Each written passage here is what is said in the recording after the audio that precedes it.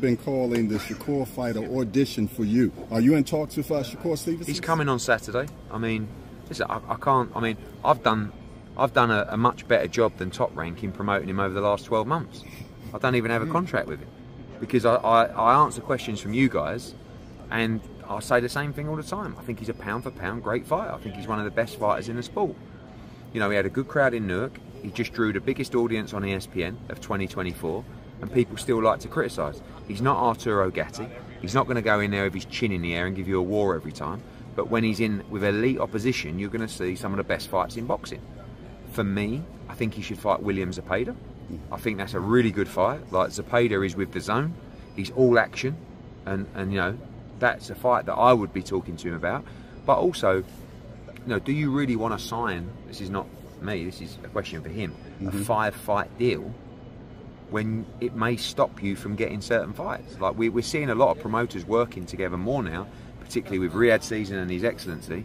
But, you know, I think Shakur is probably thinking to himself, I have to fight Tank, I have to fight Zepeda, I have to fight Lopez, I have to fight all these guys.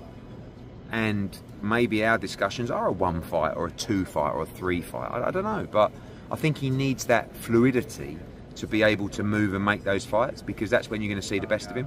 And every time he's in with a, whatever that bloke's name was, Havosian or whatever his name was, it's just not like, those guys can't beat him, they can't be competitive against him. And like, it's almost like he looked bored in there on Saturday. I mean, he was going forward because everybody wants him to go forward, so he was making a few mistakes, never, like, I mean, won nearly every round. Like, he's that good, he's really, really good. And against a Zepeda, you'll probably see a different type of performance. If Shakur Stevenson signs with Matchroom Boxing, let's say a 3-fight deal, ideally, what would be the 3 fights that you would get him? William Zepeda, maybe a move to 140 to fight a Liam Paro, you know, or another champion at 140. You know, and then look to other companies to do a co-promotional deal and a co-platform deal. You know, you've seen DAZN, you know, airing Munguia against Canelo Alvarez. You've seen DAZN airing all the Riyadh Season events as well. So there's no reason why we can't go to Amazon and Al Heyman and say, do you want to do Shakur against Tank? And by the way, maybe we have something in our contract that says we don't even have to be involved in that fight.